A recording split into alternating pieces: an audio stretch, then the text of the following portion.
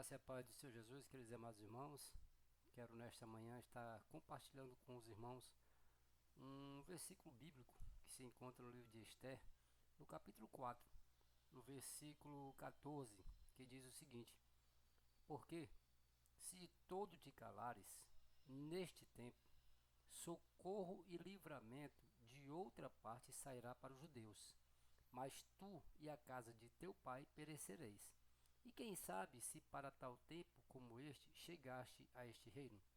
Você vê que Mardoqueu aqui está trazendo uma palavra de fortalecimento e ao mesmo tempo de exortação para a rainha Esther.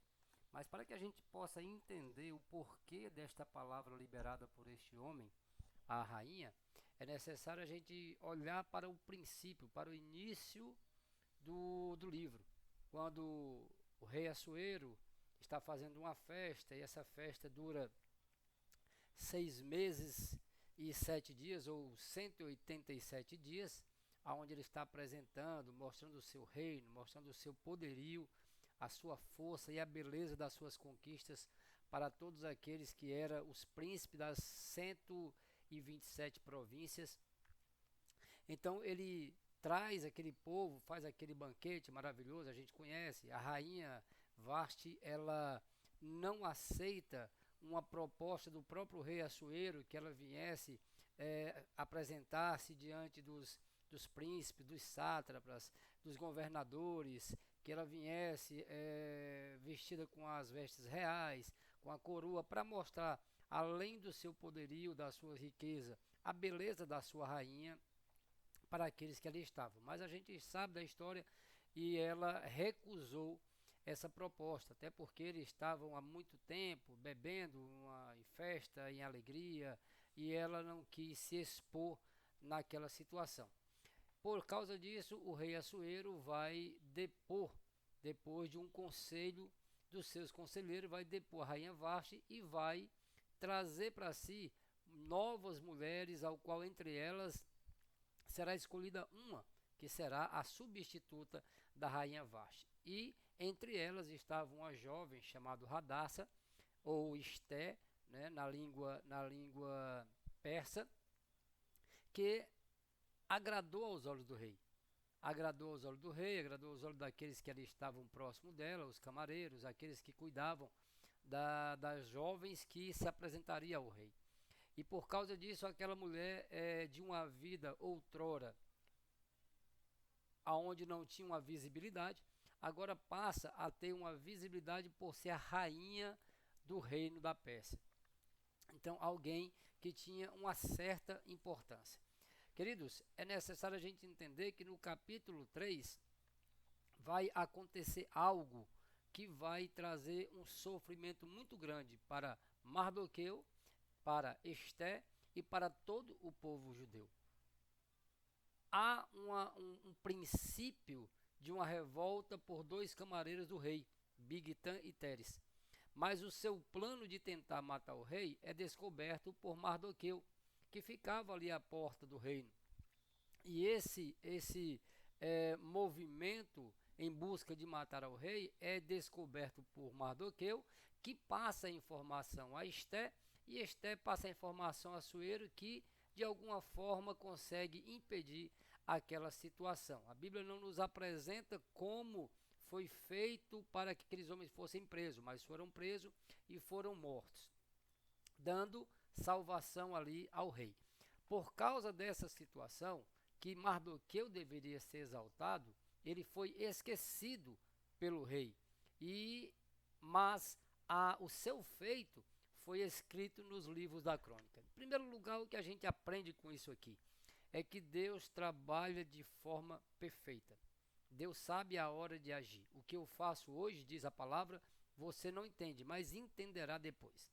Amã, inimigo dos judeus, ele é exaltado pelo rei Assuero e passa a ser o segundo dentre aqueles príncipes sátrapas e segundo abaixo do rei Assuero. Então tinha um grande poder, tinha um grande status, tinha relevância naquele reino. E por causa disso, Mardoqueu, que ao passar Amã, ele não se prostra como os outros daquele lugar se prostram, como os outros se inclinam perante aquele homem, como se ele fosse um deus. Mardoqueu não se inclina. E por causa disso, aquela situação chega aos ouvidos de Amã, que passa a odiar a Mardoqueu por causa disso, que passa a ter dentro do seu coração um ódio embutido que não somente lhe gera um desejo de matar a Mardoqueu, de humilhar a Mardoqueu, mas também de exterminar toda a nação de Israel. No capítulo 3 ainda nós vamos ver que ele planeja um ato de extermínio, levando ao rei um comunicado que existia um povo que não aceitava as suas leis e nem cumpria as suas ordens, e que ele daria uma grande quantia em dinheiro para os cofres do reino para que esse povo fosse exterminado. O rei, ao saber da história e sem saber que a sua esposa também fazia parte desse povo, aceita aquilo que Amã lhe proporciona. E é decretado ali um edito. E nesse edito, nesse decreto, o rei sela com o seu anel, algo que não poderia ser revogado. Então, quando esse decreto cai aos ouvidos de Mardoqueu, isso lhe gera grande aflição. E é onde nós entramos no capítulo 4. No capítulo 4, vai começar dizendo que quando Mardoqueu soube tudo quanto havia sido feito, ou seja, como o decreto foi feito e realizado e qual era o propósito desse decreto, Mardoqueu rasgou as suas vestes e vestiu-se de saco e de cinza e saiu pelo meio da cidade e clamou com grande e amargo clamor. Mardoqueu entra em um princípio de desespero devido àquela situação, devido àquilo que estava sendo idealizado, porque era um plano, queridos, diabólico. Era um plano que nunca houve contra o povo de Israel. Mesmo quando o povo de Israel era sitiado por outros povos, ou mesmo quando eram levados cativos por outros povos, sempre permaneciam os remanescentes. Sempre ficavam nas suas localidades aqueles povos minoritários, aqueles que não tinham nenhum poder, mas que tinham ali para cuidar da terra que ficou, ou para dar um prosseguimento àquela nação que seria escrava daquele povo que ele conquistou. Mas agora, Amã estava querendo algo bem maior, porque era algo que não era somente algo natural, algo de alguém que tinha ódio, mas era algo que vinha usado por Satanás. Satanás era aquele que estava usando Amã para tentar exterminar ao povo judeu, porque sabia que tinha sobre ele uma promessa. E qual era a promessa? Lá no capítulo 3 do livro de Gênesis, nós vamos ver que Deus tinha feito uma promessa à serpente.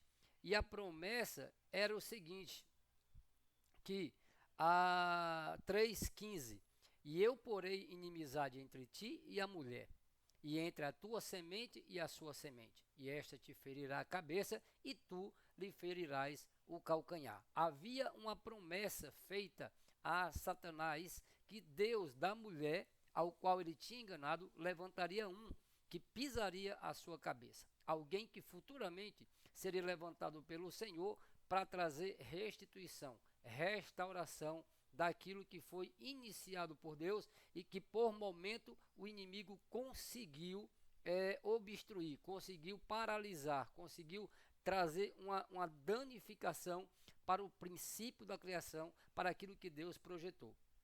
Mas, como Deus é todo poderoso, ele preparou algo para que pudesse reanimar, para que pudesse reunir, religar, para que pudesse trazer de volta aquilo que foi perdido para o ser humano, para trazer a comunhão novamente com o próprio Deus.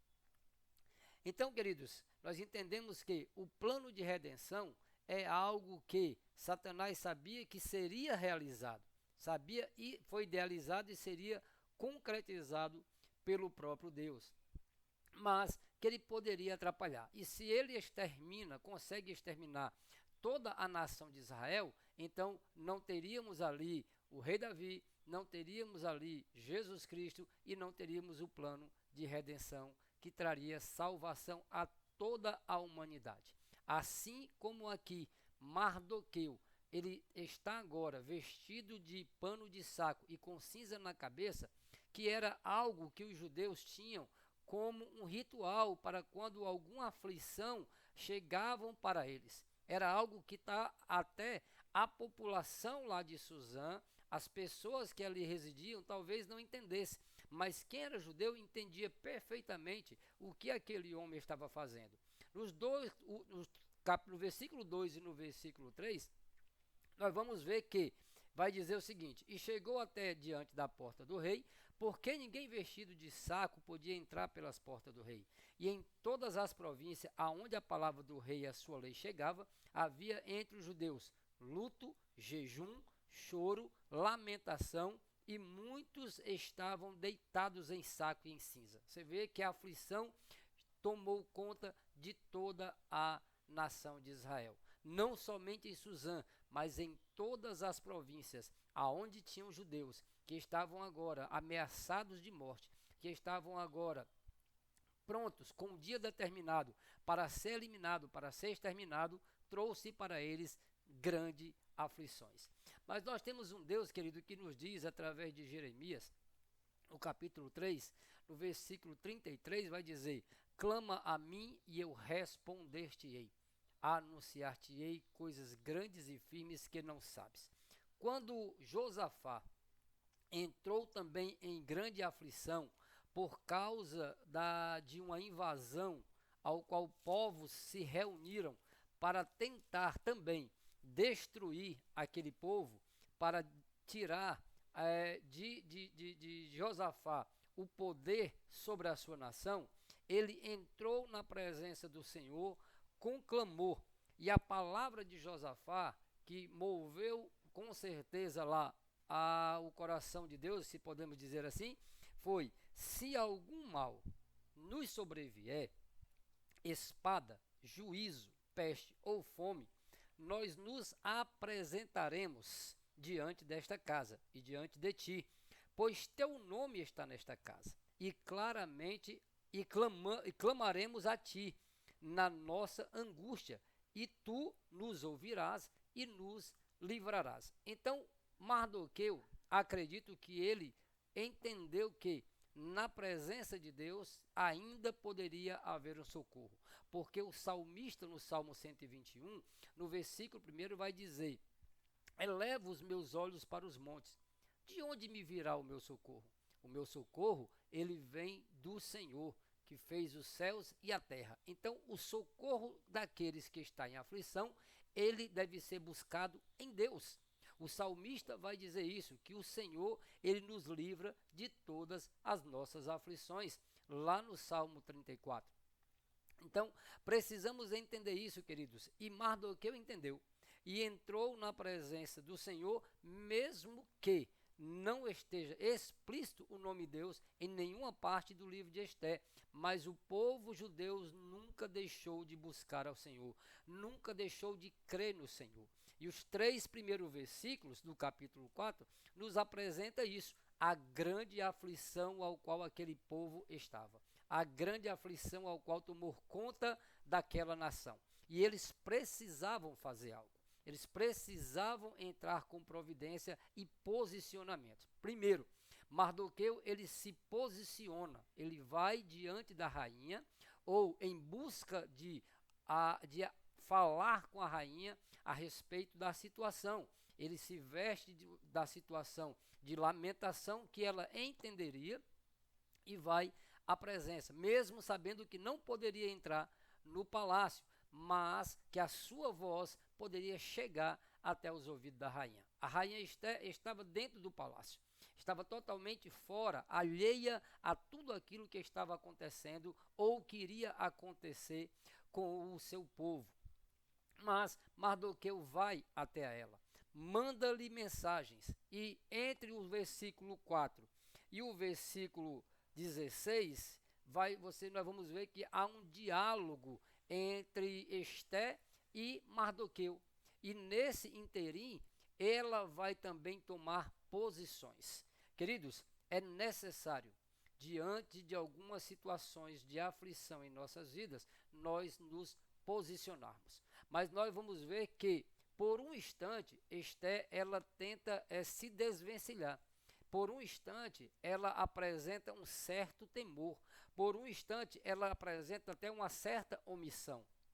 Quando Mardoqueu lhe apresenta a situação, ela não entende de imediato. Ela não entende o porquê daquele estado ao qual ele estava, mesmo entendendo o que ele estava fazendo. Mas ele vai dizer para ela, através de um dos seus camareiros, de um daqueles eunucos que cuidava dela, o que estava para acontecer. Apresenta-se para ela uma cópia do edito, uma cópia daquele plano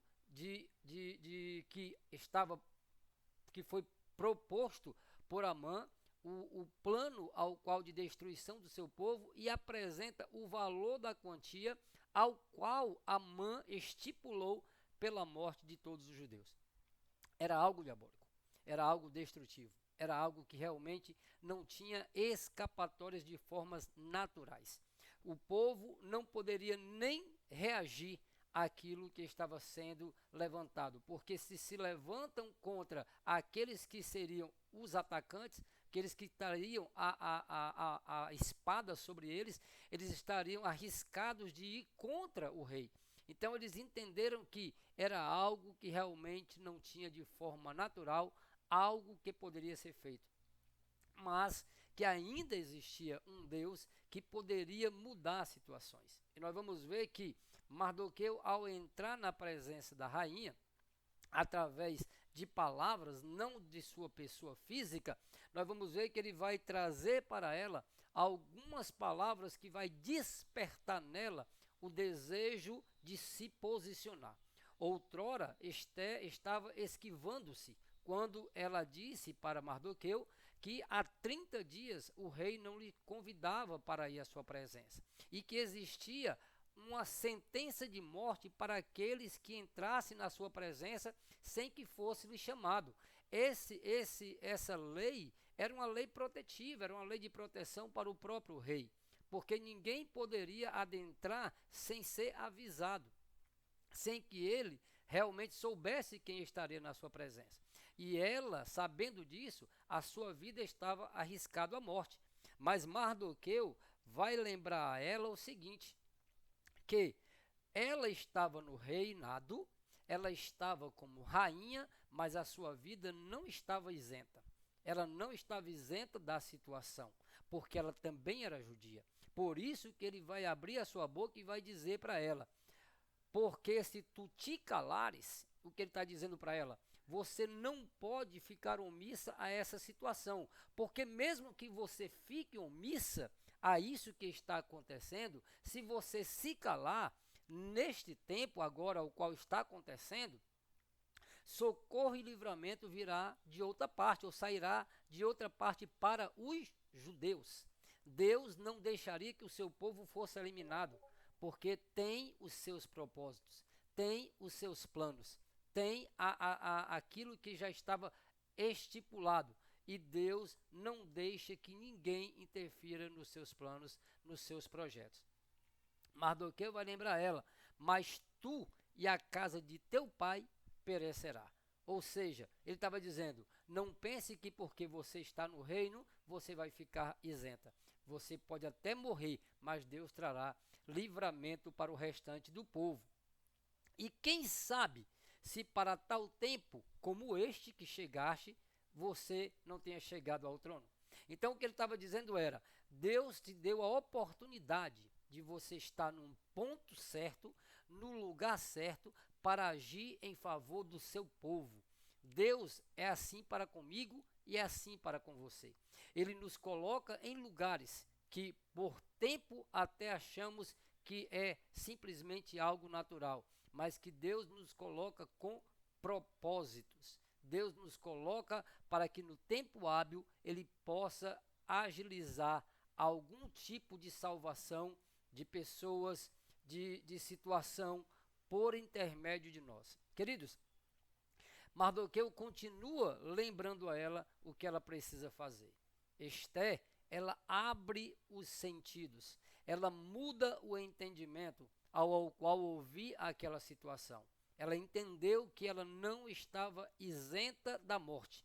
Ela estava se isentando do problema, mas não estava isenta da morte. Por isso, ela vai tomar também uma posição para que os propósitos de Deus viessem a ser concretizados. Ela vai dizer, então, vai e ajunta todos os judeus ao qual ele pudesse ajuntar na cidade de Suzã, que se acharem em Suzã, e jejuai por mim, e não comais nem bebais por 3 dias, nem de noite e nem de dia. E as minhas servas também assim jejuaremos. Assim irei ter com o rei, ainda que não seja segundo a lei, se perecer, pereci. Nós podemos ver aqui agora uma mudança de atitude. Meus amados, a Bíblia é bem clara, que nós devemos mudar as nossas atitudes por sermos novas criaturas. A Bíblia vai dizer no segundo livro de Coríntios, capítulo 5, no versículo 17, eis que nós somos novas criaturas, as coisas velhas já passaram e que tudo se fez novo. Há uma renovação de entendimento na vida de Esté. Como diz lá no livro de Romanos, no capítulo 12, no versículo 2, não vos amoldeis a este mundo, era o que Esté aparentemente estava fazendo, se amoldando ao mundo ao qual ela estava, ao mundo ao qual ela estava vivenciando. Mas a palavra diz, não vos amoldeis a este mundo, mas transformai-os pela renovação do vosso entendimento, para que possais conhecer qual seja a boa, perfeita e agradável vontade de Deus. O que agora Esté estava fazendo era se posicionando diante de Deus, estava se posicionando em relação e em favor do seu povo, estava se posicionando como alguém que se importava não somente pela sua vida, mas também pela vida da nação do povo de Deus, se importava pelos planos e projetos de Deus, se importava com aquilo que era importante para a sua descendência. E ela vai pedir a Mardoqueu que prepare um jejum coletivo, onde todos deveriam jejuar. E ela e as suas servas também entrariam no mesmo processo. Era buscar a presença de Deus em humilhação, era buscar a presença de Deus em clamor, era buscar a presença de Deus em consagração. Queridos, eu e você devemos andar pelo mesmo caminho, entrando na presença do Senhor, em sentido de humildade, em sentido de humilhação, em sentido de consagração, jejuando, orando constante, para que possamos permanecer firmes diante das ciladas do inimigo. A Bíblia vai dizer através do apóstolo Pedro que o inimigo está como um leão rodeando e bramando, querendo tragar, ou seja, o povo de Deus estava prestes a ser tragado pelo leão, estava prestes a ser tragado pelo inimigo, mas Deus traria um escape, porque nenhuma situação de peso que venha sobre os nossos ombros, Deus não trará também o escape. O escape estava pronto, o escape estava preparado, a solução já estava preparada no céu, só faltava alguém clamar para que Deus pudesse entrar com providências. A Bíblia é muito clara, quando nós clamamos, as nossas orações, elas vão até o trono do Senhor, passa pelo altar do incenso e chega aos cheiros, como cheiro suave, às narinas do Eterno. E Deus, ao sentir os cheiros das nossas orações, Ele desce para poder entrar com providência sobre nossas vidas. Então, em nome do Senhor Jesus Cristo, que você possa entender que diante das situações de aflição, de temor e de morte, entre na presença do Senhor com clamor, com súplica, humilhação e humildade, jejum e oração na presença do Eterno, para chamar a atenção de Deus, para que Ele olhe e veja as nossas causas, como no Egito, quando o povo estava em grande aflição, clamaram ao Senhor, e a Bíblia diz que o Senhor ouviu as orações do seu povo, Ele viu a situação ao qual ele estava vivendo, e Ele sabia quem eram os seus opressores, e Ele desceu para mudar aquela situação, ele desceu para mudar aquele quadro. E na história de Esté, Deus entraria também com mudança de situação. Deus entra com mudança de situação na vida daqueles que se prostram na sua presença, que honram a sua palavra, que obedecem à sua vontade e que permanecem fiéis a ele. Deus entra com providência na vida daqueles que reconhecem a sua soberania e o seu poder. Deus entra com providência na vida daquele que crê na sua palavra e na sua vontade, que sustenta dentro do seu ser uma confiança. É bem-aventurado, diz Jeremias, aquele que confia no Senhor e faz dele a sua esperança. É nele que devemos crer, é nele que devemos esperar, é nele a nossa esperança, e é ele quem entra com providência, é ele quem peleja as nossas pelejas. Como disse para Josafá: parai e olhai, observai, se posicionai, para ver o tão grande livramento que eu darei ao meu povo. Assim como ele deu, aleluia, a Mardoqueu, a Esté, a condição de reverter aquela situação, realizando-se um novo edito, ao qual foi proposto por Mardoqueu e assinado pelo rei, selado pelo rei, aonde eles poderiam revidar aquelas ações que outrora estavam contra eles. Agora eles podiam lutar pela sua própria vida, lutar pela sua sanidade, lutar pela sua terra, lutar pela sua família. E eles lutaram e venceram, porque Deus entrou com providência na vida daquele povo. Amã, que preparou forca para matar Mardoqueu, ele caiu na própria forca. Queridos, a Bíblia é muito clara, diz que aquele que cava uma cova para alguém, é ele mesmo que cai na cova. Daniel foi lançado na cova dos leões, mas quem foi devorado pelos leões foram aqueles que lhe lançaram lá. Assim é aquele que está fielmente na presença de Deus. As armações são preparadas, os planos são preparados, mas a palavra final ela vem da boca de Deus. É Deus quem vai dar o resultado final. O veredito final é dado pelo nosso Senhor. Então, crê no Deus que tem todo o poder, porque ele não mudou e ele ainda entra com providência. Assim Deus fez na vida de Esté, Deus fez na vida de Mardoqueu e do seu povo, e assim fará também na minha e na tua vida. Você crê? Se você crê, diga amém, e que Deus vos abençoe, e que tudo seja, meus queridos, para a glória do nome do Eterno. Franco Cosmo, aqui estou para adorar ao Senhor. Que tudo seja para a glória e louvor do seu nome.